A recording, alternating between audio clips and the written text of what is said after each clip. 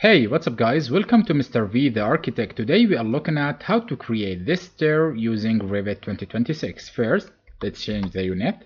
Press UN, then go to length, select it meter, and the rounding to decimal. Then press OK, then OK. After that, go to stair. This stair is a sketch. Let's go to stair. Then here is create sketch. Then go to boundary, then pick line. Let's pick this one and this one. After that, go to riser and also pick line. Let's pick this riser.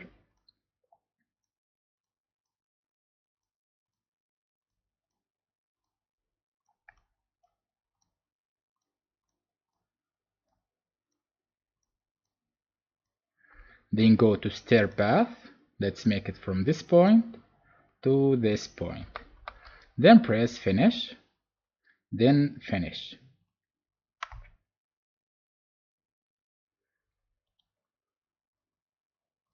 Go to 3D. And here it is. Let's change the stair. Go to properties or select it. Then go to properties. From this side, let's choose this one. And let's change the railing. Let's make it a glass.